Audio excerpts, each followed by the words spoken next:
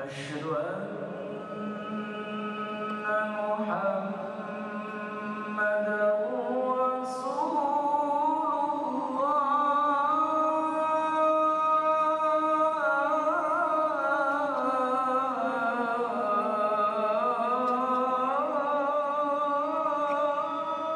Je crois qu'il faut quand même se rendre compte que l'Indonésie est un très grand pays. Au moins 3000 îles sur une distance qui va à peu près de Londres jusqu'à Ankara. Et les îles majeures, c'est Sumatra d'un côté, Bornéo qu'on appelle Kalimantan, les célèbres que nous appelons Sulawesi, les Moluques et bien sûr la Nouvelle-Guinée que nous appelons maintenant Papua. N'oublions pas que la plus importante île, c'est Java.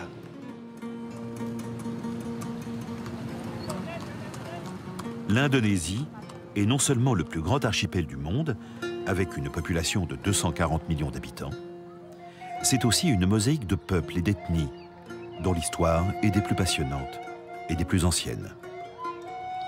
Avant de devenir en majorité musulmane, le pays fut d'abord imprégné par le bouddhisme et l'hindouisme. Des temples tels que Borobudur, construits vers l'an 800, ou Prambanan, édifié entre le 8e et le 10e siècle, témoignent de la gloire et de la magnificence des grands empires qui y ont vu le jour et y ont régné durant des siècles. Tous ces sites attestent d'un passé riche aux multiples civilisations et d'un savoir-faire millénaire qui s'exprime aussi bien en architecture que dans les techniques maritimes. L'Indonésie a connu deux empires. Le premier empire, ça s'appelait l'empire Sriwijaya. C'était un empire maritime qui dominait jusqu'aux côtes de la Chine, jusqu'au Vietnam, qui était le centre du bouddhisme. Même les Chinois venaient étudier le bouddhisme à Sumatra, à Palembang. Ça a été succédé par un empire hindouiste qui s'appelle Mojopahit et qui est allé jusqu'aux pays arabes pour commercer. À Sumatra, on retrouve des traces qui attestent du fonctionnement et de l'organisation politique, religieuse et sociale des anciens empires. Certaines de ces traces nous renseignent sur une forme de démocratie avant la lettre, telle que le Batu Batikam ou pierre de la réconciliation. Véritable illustration de l'esprit de consensus et de dialogue qui caractérise les Indonésiens depuis la nuit des temps. Au début, on a des peuples animismes qui croient aux ancêtres, etc. Après, il y a des royaumes hindous et bouddhistes. C'est comme Majapahit, par exemple. C'est en ce moment-là, quand il y a des royaumes Majapahit, l'islam vient en Indonésie et aussi remplacer la puissance de l'hindou et bouddhiste comme entité politique.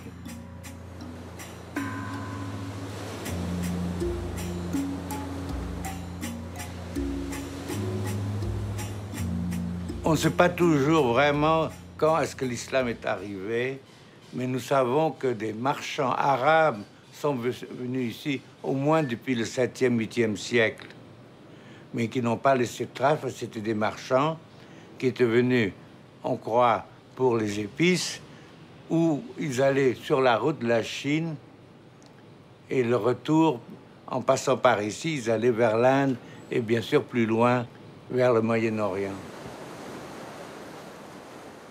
Le commerce et son expansion via les routes maritimes sera en effet le vecteur d'une diffusion pacifique de l'islam dans l'archipel. La religion nouvelle va s'adapter aux traditions locales et se propager non par le glaive, mais par la conquête des esprits et des cœurs, grâce aux échanges et aux négoces. L'islam en Indonésie vient de trois possibilités, directement de l'Arabe, de Yaman, mais aussi sur des Gujarat, Leng, mais aussi c'est vient de la Chine. Yang ingin saya katakan ialah À la période pré-islamique en Indonésie, prospéraient les royaumes hindous et bouddhiques qui jouaient un rôle important dans la région. Les royaumes de Majapahit ou de Sriwijaya rayonnaient dans toute l'Asie du Sud-Est. Lors des échanges, les marchands en provenance de Chine ou de l'Ouest séjournaient à Sriwijaya pour approfondir leur connaissance du bouddhisme. Ainsi, le royaume nommé Sribusa, dans les manuscrits arabes, correspond au royaume dit de Sriwijaya en indonésien.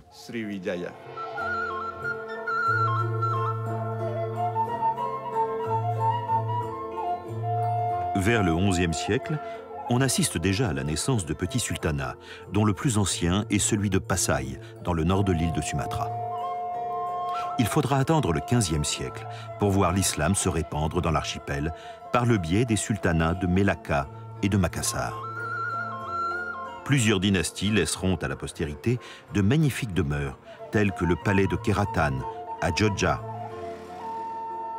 ou le palais Pagarayung, du nom de la capitale du royaume des Minangkabau.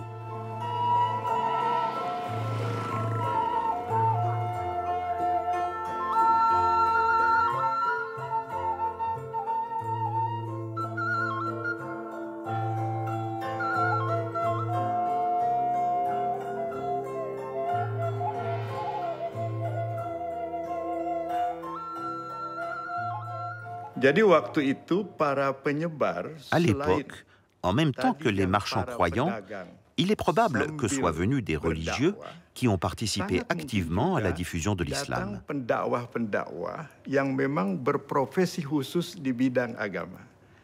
Ils l'ont fait connaître pacifiquement, en s'appuyant sur des éléments culturels préexistants. Prenons un exemple dans le domaine artistique. À Java, existaient des orchestres de gamelan, orchestres de musique traditionnelle, l'équivalent indonésien des orchestres symphoniques. Ils furent utilisés pour faire connaître l'islam simplement en modifiant légèrement les paroles pour leur donner une nuance musulmane.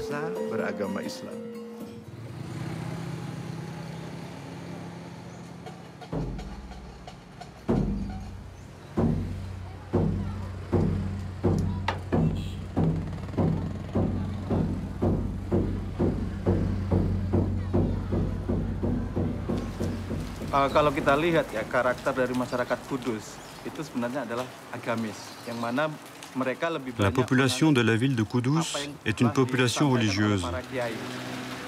Ils croient à l'enseignement des religieux, ils se réfèrent à Sunan Kudus et respectent les noms musulmans. Apa yang telah diajarkan oleh dari Sunan Kudus, yakni untuk saling menghargai dengan masyarakat. L'architecture du complexe de la mosquée laissée par Sunan Kudus en est une illustration. Les bâtiments sont empreints d'éléments architecturaux, hindous et javanais. Bangunan tersebut menggunakan arsitektur Hindu Jawa. Itu baru kita lihat dari arsitekturnya.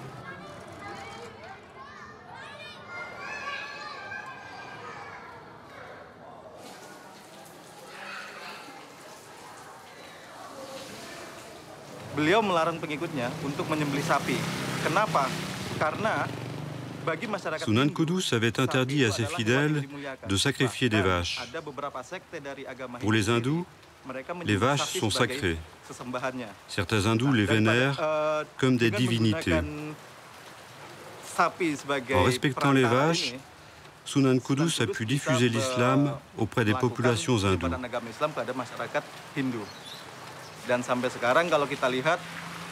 Aujourd'hui encore, les habitants de Kudus suivent ces enseignements. Ils ne sacrifient pas de vaches, y compris le jour de l'Aïd.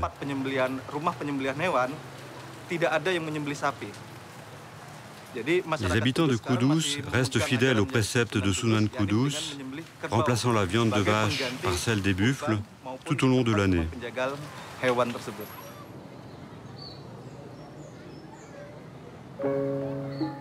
La mosquée Al-Aqsa, adossée au mausolée de Sunan Kudus, est considérée comme un haut lieu du savoir islamique, et un baromètre de l'évolution de l'islam dans cette région d'Asie.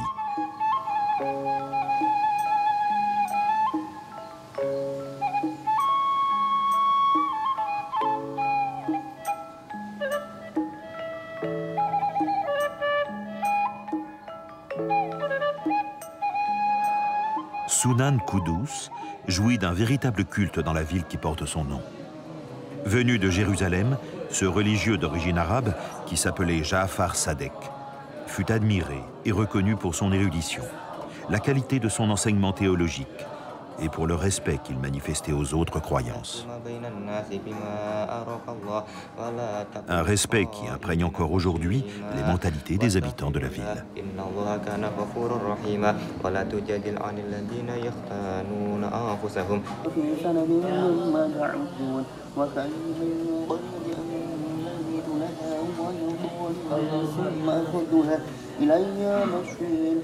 وإلي المشير قل يا أيها الناس إنما أنا لكم نذير مبين فالذين آمنوا وعملوا الصالحات لهم مغفرة ورزق.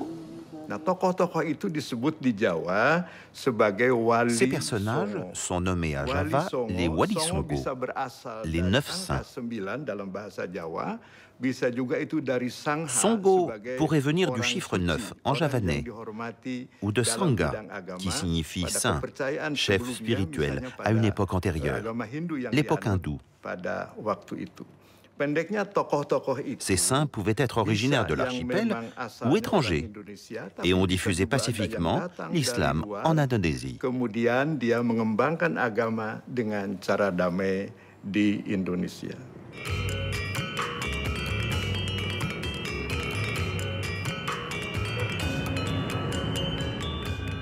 Deuxième ville d'Indonésie, Surabaya, dont le nom vient de Suro, qui veut dire requin, et Buaya, qui veut dire crocodile, abrite le quartier le plus emblématique de l'influence arabe.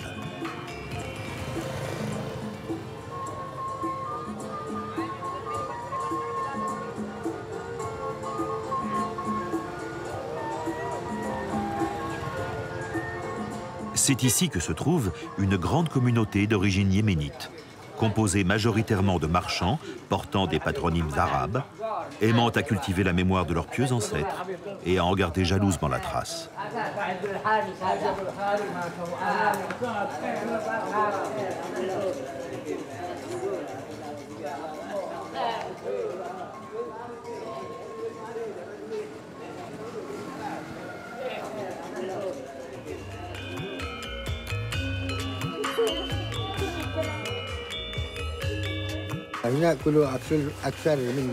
Ici, dans le marché, la majorité des commerçants sont des descendants yéménites.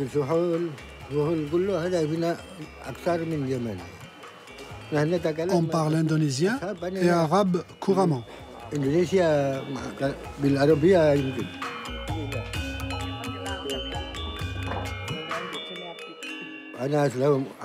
Mon grand-père est originaire du Yémen. Quant à mon père, il est né ici, en Indonésie. Et nous sommes tous nés en Indonésie. Mes enfants parlent indonésien. Ils parlent aussi l'arabe. Ils ont appris l'arabe ici, à Sunan Ampel. Il y a une école, tout près de la mosquée. Ils y apprennent la grammaire et l'orthographe. Toutes les activités s'organisent autour du mausolée de Sunan Ampel, l'école, la mosquée et le marché.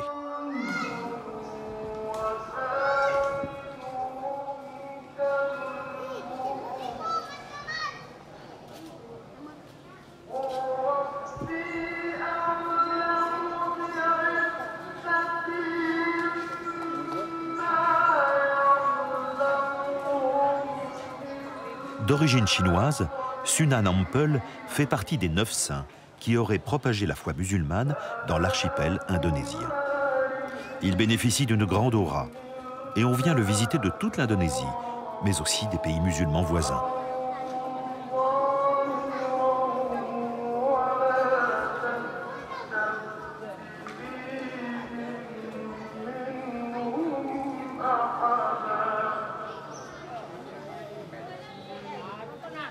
Oh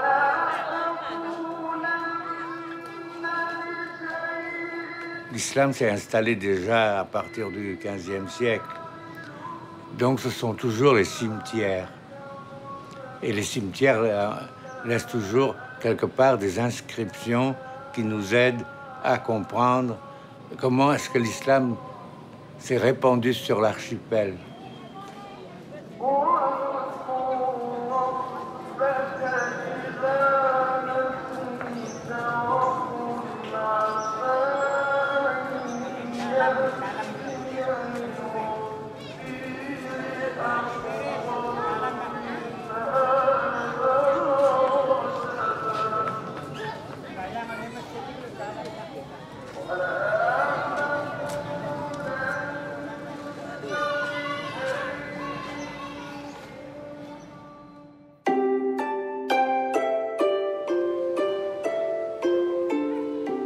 À Surabaya se trouve également la mosquée de Changhu, du nom du grand amiral chinois musulman qui mena au XVe siècle 7 expéditions vers l'Inde, l'Afrique de l'Est et le Proche-Orient.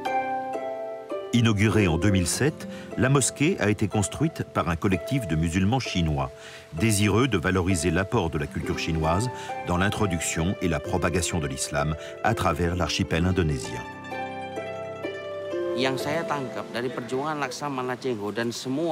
Ce que j'ai retenu du parcours de l'amiral Chenho, ce sont ses qualités humaines et son humilité. Il donnait la priorité aux intérêts des hommes et non à son propre ego. L'histoire rapporte que Chenho avait une armada puissante. Il aurait pu dominer le monde, mais il ne l'a pas fait, parce qu'il avait la foi.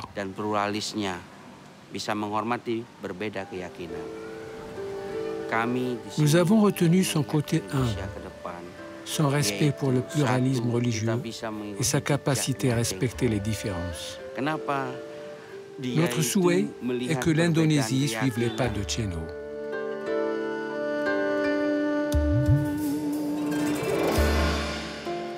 La grande particularité de ce lieu de culte, qui se présente comme une réplique d'une mosquée de Pékin, c'est l'existence d'une salle réservée aux chrétiens chinois. Ici, les Indonésiens viennent non seulement prier, mais aussi célébrer des mariages.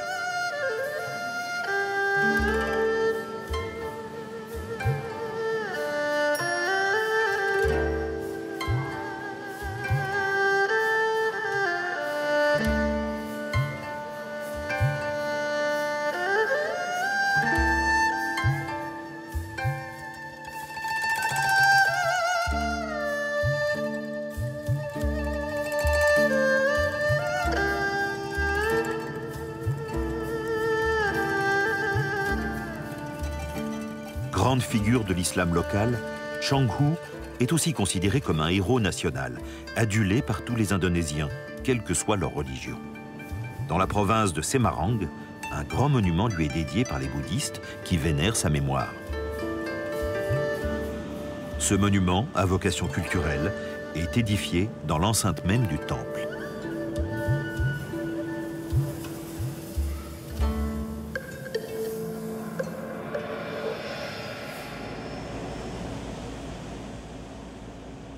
Au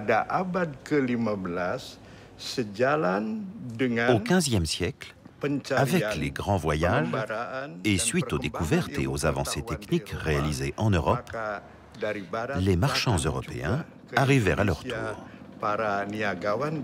Les Portugais, les Anglais et les Hollandais. Le commerce en Indonésie fut monopolisé par les Hollandais, qui formèrent en 1602 une compagnie de commerce dite Compagnie hollandaise des Indes orientales. Cette compagnie de commerce s'est petit à petit transformée en puissance coloniale. Le contrôle économique devint politique, puis gouvernemental. Tout cela fit naître une divergence d'intérêts entre les autochtones et les dirigeants de la compagnie, qui engendra soulèvements, contestation et lutte contre les colons.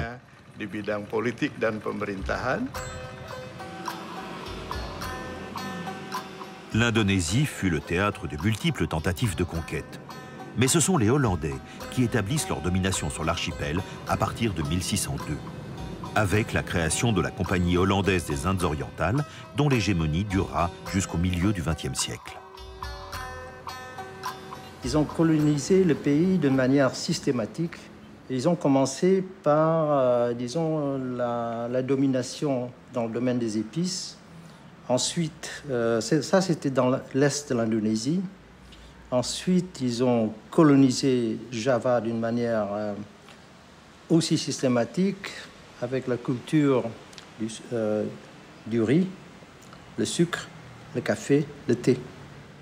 Ça, c'était la domination néerlandaise pendant le 19e siècle. Le 20e siècle, ils ont colonisé Sumatra. C'était l'époque du pétrole, caoutchouc et du tabac. Donc, systématiquement, ils ont colonisé chaque partie de l'Indonésie qui produisait le plus de bénéfices sur le plan économique.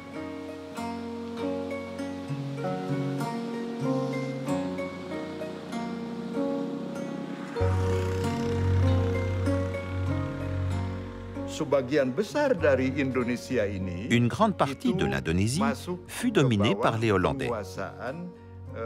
À l'époque, les sultanats, royaumes musulmans, ont lutté contre cette colonisation hollandaise.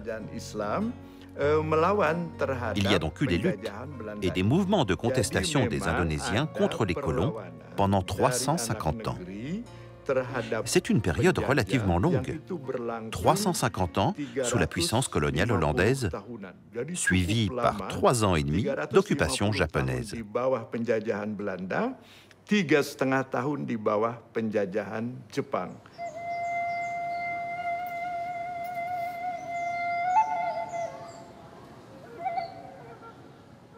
La résistance nationale devait faire appel à la population. Et la population était à 90% musulmans.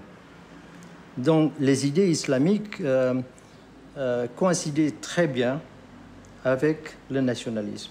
Et les premiers dirigeants de l'indépendance, de l'Indonésie indépendante, étaient des laïcs, toujours respectant l'islam. Donc l'islam était une force de cohésion plutôt qu'autre chose. De grandes figures de la lutte nationale, c'est surtout Sukarno et Hatta.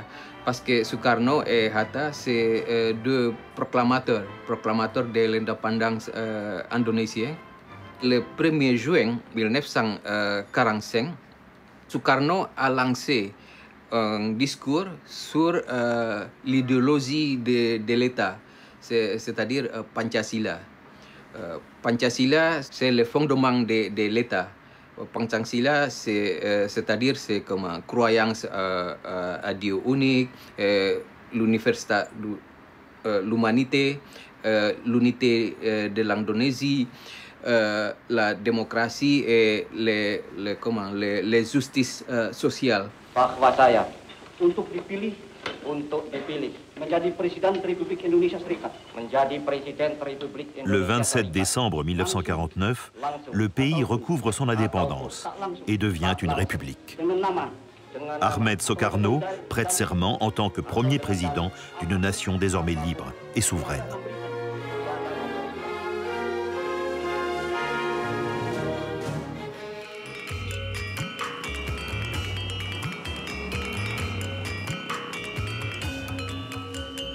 Une nouvelle page s'ouvre alors pour l'Indonésie, avec comme source d'inspiration le Pancasila, cette doctrine qui inspire la constitution du nouvel État et qui trouve ses racines dans le mouvement de lutte pour l'indépendance.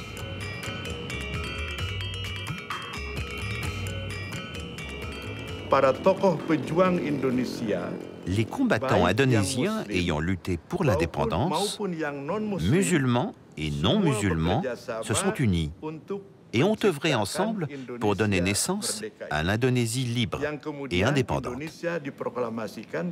Le 17 août 1945, soit le vendredi 9 Ramadan de l'année hégirienne 1360, l'indépendance de l'Indonésie a été proclamée une première fois. Dans une atmosphère empreinte de joie, d'effervescence et de foi musulmane fidèle à celle des anciens.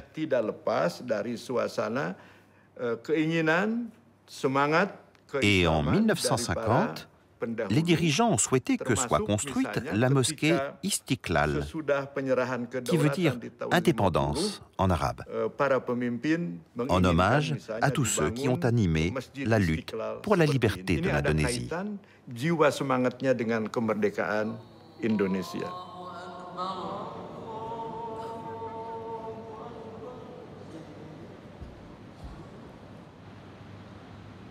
بسم الله الرحمن الرحيم أفلا ينظرون إلى الإبل كيف خلقت وإلى السماء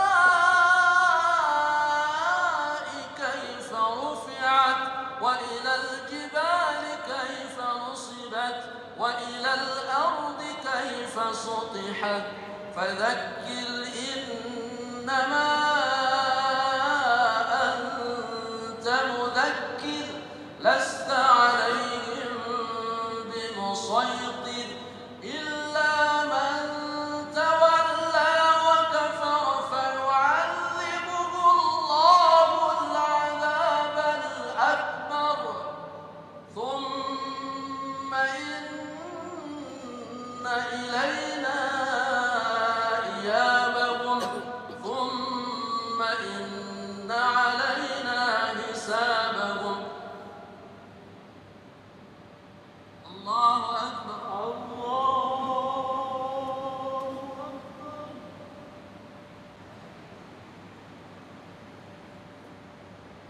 سمع الله لمن حمده ربنا ولك الحمد الله